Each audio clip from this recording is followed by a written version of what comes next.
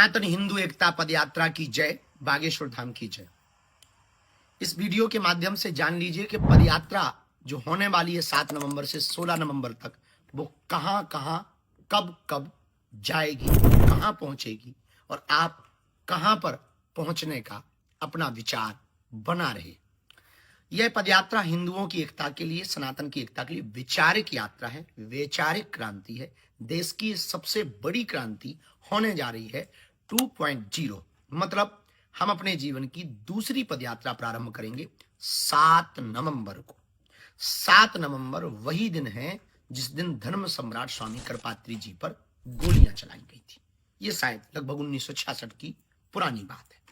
अब ये 2025 की नई बात है कि वही तिथि दिल्ली में फिर से दोहराई जाएगी 7 नवंबर को। 7 नवंबर को कात्यायनी माता मंदिर दिल्ली में छतरपुर में प्रातः काल 9:30-10 बजे पदयात्रा प्रारंभ होगी और यह पदयात्रा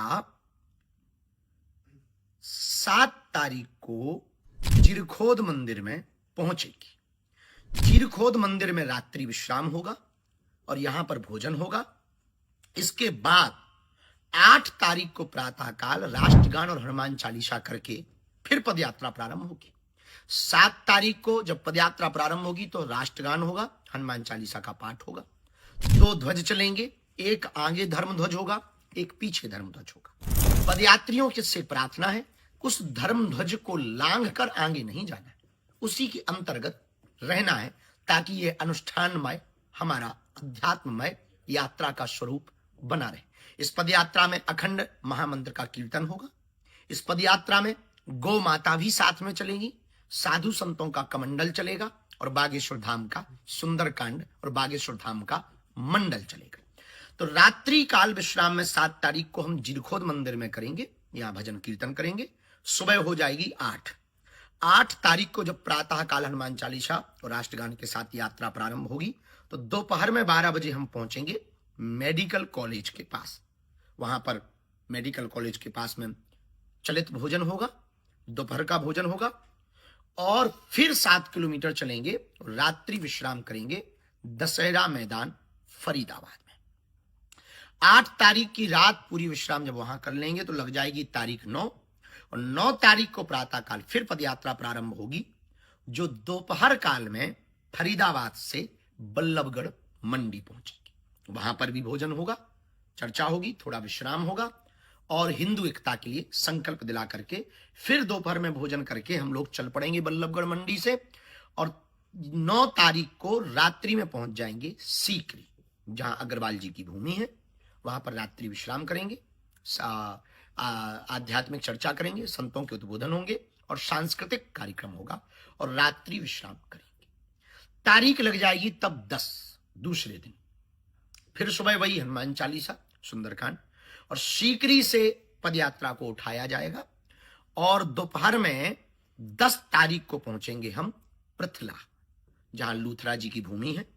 वहां पर भोजन पाएंगे, संवाद करेंगे और लोगों से मिलेंगे, रास्ते में भी मिलेंगे, चलते चलते भी मिलेंगे और वहां भी पृथला में मिलेंगे। 10 तारीख को फिर हम 7 किलोमीटर पृथला से चलने के बाद पहुंचेंगे पलवल। पलवल में 10 तारीख को सेकेंडरी स्कूल में होगा विश्राम। वहां भी सांस्कृतिक कार्यक्रम होगा, भोजन होगा और जो पदयात्री हैं उनके साथ संवाद होगा कि कैसा आपका अनुभव रहा इस चौथे पड़ाव पर। 5वें पड़ाव की पदयात्रा प्रारंभ होगी प्रातः काल 7 बजे 11 तारीख को और 11 नवंबर को यह पदयात्रा पलवल से जब चालू होगी तो पलवल के आगे 7 किलोमीटर बाद एक शुगर मिल है, वहां पर ये दोपहर के भोजन के लिए रुकेगी और दोपहर का भोजन होगा, लोगों से संवाद होगा, सामाजिक समरसता की चर्चा होगी, वैचारिक बातें होंगी और भारत को समृद्ध बनाने के लिए, हिंदू राष्ट्र बनाने के लिए हम सब प्रण लेंगे। फिर 11 तारीख को रात्रि में पहुंचेंगे 7 किलोमीटर की पदयात्रा फिर करके। एक दिन में लगभग 15 किलोमीटर की यात्रा है टोटल। 7 किलोमीटर पर पहला विश्राम और रात्रि विश्राम फिर 11 तारीख को होगा मित्रौल में, जहां प्रधान जी का भूमि है। वहां पर 11 तारीख को रात्रि में पहुंचेंगे, जहां सामाजिक समरसता का भोज किया जाएगा। पदयात्रा पहुंच जाएगी फिर छठवें पड़ाव पर और तारीख बदल जाएगी और तारीख हो जाएगी 12 तारीख को प्रातःकाल मित्रौल से हनुमान चालीसा और राष्ट्रगान गा करके आगे बढ़ेंगे। और जब आगे बढ़ेंगे तो 7-8 किलोमीटर की यात्रा करके पहुंचेंगे हम लोग बनचारी, जहां जेबीएम जगह है। वहां 12 तारीख हो गई होगी। 12 तारीख को जेबीएम बनचारी में दोपहर के भोजन में विश्राम करेंगे, संवाद करेंगे और फिर इसके बाद में लोगों को मिलते हुए ब्रिज की तरफ बढ़ना प्रारंभ हो जाएगा पूरे बागेश्वर धाम के भक्तों का, क्योंकि ये पद यात्रा बालाजी और बांके बिहारी के मिलन की यात्रा है। तो बड़ा उत्साह के साथ जब ब्रिज की तरफ बढ़ेंगे तब पहुंच जाएंगे हम लोग होटल मंडी। और तारीख है 12 तारीख को रात्रि में होटल मंडी पहुंचेंगे, जहां संवाद होगा, सांस्कृतिक चर्चा होगी, संस्कृति पर चर्चा होगी, सनातन पर चर्चा होगी, हिंदुत्व पर चर्चा होगी और हमारी प्राचीन परंपराओं को कैसे जीवंत रखें इस पर चर्चा होगी। तब तक तारीख बदलेगी, रात्रि विश्राम होगा, तारीख बदलेगी और तारीख लग जाएगी 13। बहुत कम समय बचेगा ब्रिज पहुंचने का। और 13 तारीख को जब सुबह प्रातःकाल होटल मंडी से हनुमान चालीसा और राष्ट्रगान गाकर निकलेंगे तो ये पड़ाव होगा 7वां। और दोपहर का भोजन होगा कोट 1 बॉर्डर सेल्स टैक्स पर। वहां पर जो जगह है वहां पर दोपहर का भोजन होगा। 7-8 किलोमीटर चलकर आनंद के साथ बैठेंगे और प्रणाम करेंगे। चलते चलते पदयात्रा रात्रि विश्राम के लिए पहुंचेगी कोसी मंडी। कोसी मंडी में 13 तारीख को रात्रि विश्राम होगा और यहां पर सांस्कृतिक चर्चा वही होगी, संगीत होंगे, भजन होंगे, गीत होंगे, ब्रिज रस होगा, ब्रिज का आनंद होगा। पदयात्रा विश्राम करेगी 13 तारीख को कोसी मंडी में और तारीख बदलेगी, तारीख लगेगी 14 और पड़ाव होगा 8वां। और 14 तारीख को जब सुबह प्रातःकाल कोसी मंडी से हनुमान चालीसा और राष्ट्रगान गाकर निकलेंगे तो 7-8 किलोमीटर चलने के बाद में जो दोपहर का भोजन होगा वो होगा बेकमेट इंडस्ट्री कंपनी के सामने।